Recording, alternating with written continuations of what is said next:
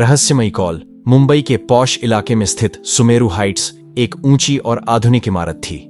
इस इमारत के 7वें माले पर स्थित था एक फ्लैट संख्या 708।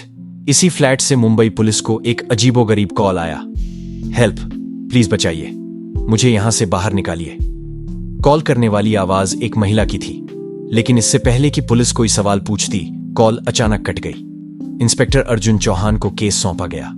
उन्होंने अपनी टीम के साथ फ्लैट संख्या 708 की ओर रुख किया। फ्लैट जो बंद था, लेकिन खुला भी था।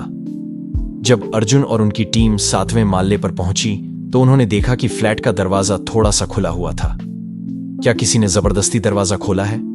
दरवाजे पर कोई ताला नहीं था, कोई तोड़फोड़ के निशान भी नहीं थे। लेकिन जैसे ही अर्जुन ने दरवाजा धक्का दिया, एक ठंडी हवा का झोंका अंदर से बाहर आया। फ्लैट के अंदर का दृश्य देखकर सबकी रूह कांप गई। खाली घर, लेकिन गवाह कौन? फ्लैट के अंदर कोई भी नहीं था, लेकिन वहां एक मोबाइल फोन फर्श पर टूटा पड़ा था। उसी फोन से आखिरी कॉल की गई थी। टीम ने पूरे फ्लैट की तलाशी ली। ड्राइंग रूम की घड़ी रात के 3:07 पर रुकी हुई थी। किचन में गैस बर्नर चालू था, जैसे कोई खाना बना रहा हो और अचानक गायब हो गया हो। बेडरूम में दीवार पर खून से लिखा था, 708 में जो आया वो कभी वापस नहीं गया। फ्लैट की खौफनाक कहानी अर्जुन ने जब सुमेरु हाइट्स के गार्ड से पूछताछ की तो वह कांपते हुए बोला, साहब, 5 साल पहले इस फ्लैट में एक लड़की रहती थी, सिया। एक रात वह अचानक गायब हो गई। पुलिस ने बहुत तलाशा, लेकिन वह कभी नहीं मिली। उसके बाद जो भी इस फ्लैट में रहने आया, वह या तो पागल हो गया या फिर गायब हो गया। क्या सिया वापस आई थी? जब अर्जुन ने कॉल रिकॉर्ड्स चेक किए तो पता चला कि जो कॉल आई थी वह उसी नंबर से थी जो सिया के नाम पर रजिस्टर्ड था। क्या यह मुमकिन है कि 5 साल बाद सिया ने ही मदद के लिए कॉल किया? अगला कदम अर्जुन ने फैसला किया कि वह इस रात फ्लैट संख्या 708 में रुककर इस रहस्य को सुलझाएगा।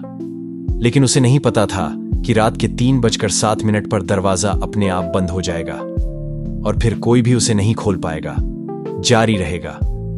जब दरवाजा खुद बंद हो गया, इंस्पेक्टर अर्जुन चौहान और उनकी टीम जैसे ही फ्लैट संख्या 708 में दाखिल हुई, दरवाजा अपने आप जोर से बंद हो गया।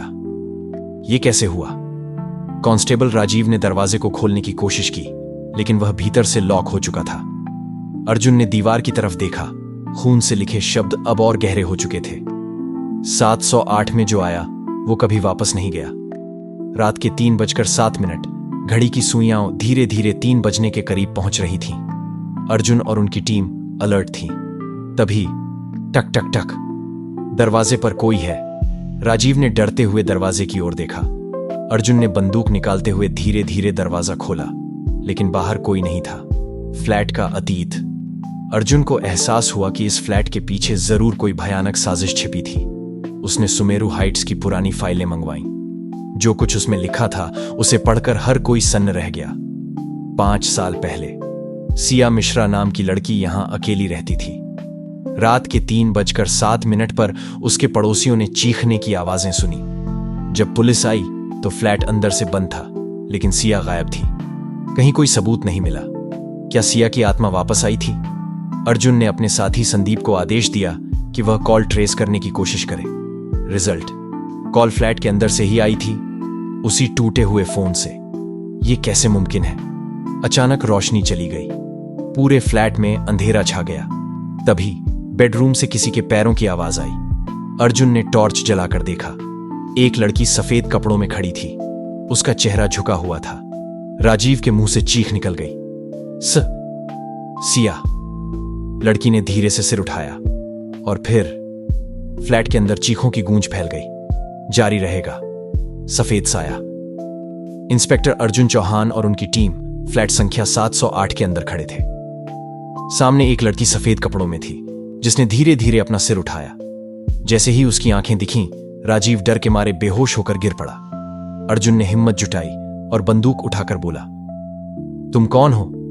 लड़की ने कोई जवाब नहीं दिया। अचानक एक झटके में वह गायब हो गई। फ्लैट का सच। बत्ती जलते ही अर्जुन ने पूरे फ्लैट की गहराई से तलाशी लेनी शुरू की। Drawing room. कॉफी टेबल पर एक पुरानी डायरी पड़ी थी। डायरी के पहले पन्ने पर नाम लिखा था, सिया मिश्रा। अर्जुन ने डायरी के पन्ने पलटे और पढ़ना शुरू किया। मुझे लगता है कि कोई मुझे देख रहा है। मैं अकेली नहीं हूं, फ्लैट के अंदर कोई और भी है। रात के 3:07 पर कुछ अजीब होता है। दरवाजे पर किसी के खड़े होने का एहसास होता है।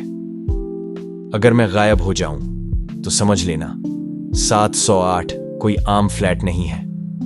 गुप्त तहखाने का दरवाजा। अर्जुन को शक हुआ कि इस फ्लैट के अंदर कोई छुपा हुआ रास्ता हो सकता है।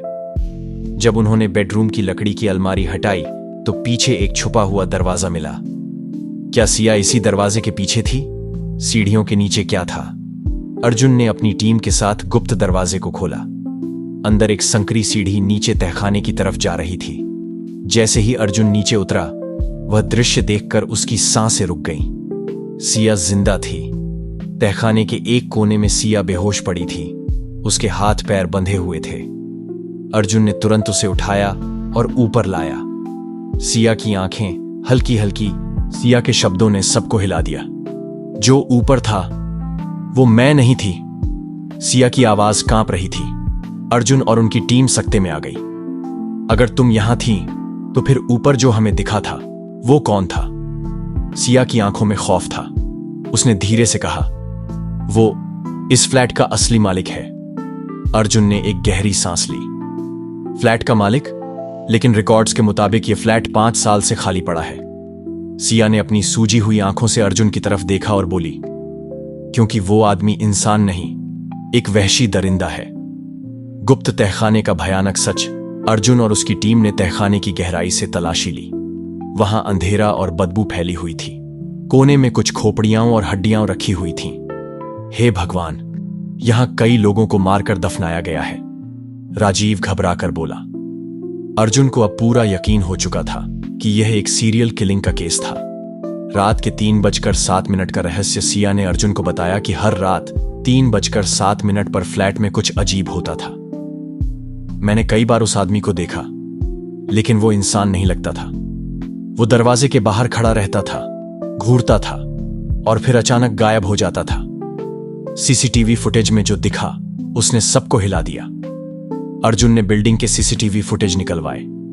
जब रात के 3:07 का फुटेज देखा गया तो उसमें जो दिखा उसे देखकर हर किसी की रूह कांप गई। फुटेज में दिखा कि फ्लैट संख्या 708 का दरवाजा खुद खुल रहा था और अंदर एक धुंधला साया दाखिल हो रहा था। लेकिन वो इंसान नहीं था। वो कोई छाया थी जो सीधे तहखाने की ओर जा रही थी। सस्पेंस बढ़ता जा रहा था। अर्जुन को लगने लगा कि इस फ्लैट में कुछ अलौकिक ताकत भी हो सकती है। लेकिन इससे पहले कि वो कुछ समझ पाता, सिया की आंखें चौड़ी हो गईं और उसने कांपते हुए दीवार की तरफ इशारा किया। वो आ रहा है। अर्जुन ने तेजी से पीछे मुड़कर देखा और जो उसने देखा उसने उसके रोंगटे खड़े कर दिए। फ्लैट संख्या 708 का असली मालिक सामने खड़ा था, लेकिन उसकी आंखों में जिंदगी नहीं थी। वो एक मरा हुआ इंसान था। जारी रहेगा। मृत व्यक्ति का साया। इंस्पेक्टर अर्जुन और उसकी टीम के सामने एक आदमी खड़ा था, पर उसकी आंखें बिल्कुल खाली और भावहीन थीं। ये कौन है? अर्जुन ने सिया से पूछा। सिया कांपते हुए बोली, ये वही है जिसने मुझे कैद किया था, पर यह तो 5 साल पहले मर चुका था। राजीव की आवाज लड़खड़ा गई। अगर यह मर चुका है तो फिर यहां कैसे खड़ा है? एक बुरी आत्मा की दस्तक। अर्जुन ने बंदूक तानकर पूछा, तुम कौन हो? पर वो आदमी बस खड़ा रहा, बिना हिले डुले। अर्जुन ने धीरे धीरे आगे बढ़कर टॉर्च की रोशनी डाली और तभी वो आदमी एक झटके में हवा में उड़ गया और छत पर जाकर अंधेरे में समा गया। सिया जोर से चीखी, वो अभी भी यहां है। फ्लैट की दीवारों में दफन रहस्य। अर्जुन को अब समझ आ रहा था कि इस फ्लैट में जरूर कुछ बहुत बड़ा छिपा है। उसने दीवारों को ध्यान से देखा। कुछ जगहों पर प्लास्टर उखड़ा हुआ था। क्या यहां कुछ दफन किया गया है? राजीव और संदीप ने दीवारें तोड़नी शुरू की और जैसे ही पहली दीवार टूटी, उसके अंदर से एक कंकाल निकला। भूतहा फ्लैट का भयानक इतिहास। सिया ने कांपते हुए कहा, मैंने सुना था कि इस फ्लैट में पहले भी लोग गायब होते रहे हैं, लेकिन किसी को सच पता नहीं था। अर्जुन को तहकीकात में पता चला कि फ्लैट नंबर 708 का असली मालिक एक सीरियल किलर था। वो लोगों को फ्लैट में बुलाकर मार देता था, उनके शव दीवारों के अंदर चुनवा देता था। 5 साल पहले एक दिन वो खुद इस फ्लैट में मारा गया, लेकिन मरने के बाद भी उसकी आत्मा यहीं भटक रही थी। मौत का खेल जारी था। अर्जुन ने वहां से निकलने का फैसला किया, लेकिन जैसे ही उन्होंने दरवाजा खोला, दरवाजे के बाहर वही आदमी खड़ा था।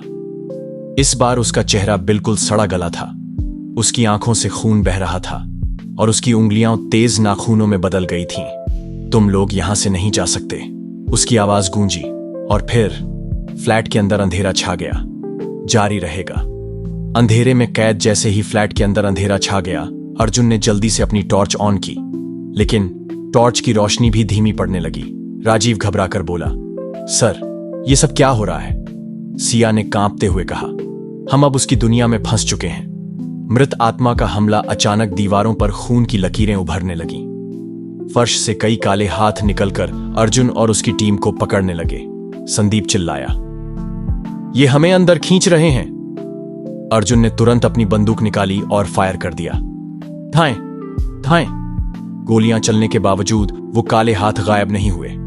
सिया की चेतावनी सिया ने अचानक जोर से कहा, उसका नाम मत लेना, वरना हम कभी बाहर नहीं जा पाएंगे। अर्जुन ने सिया की तरफ देखा। किसका नाम?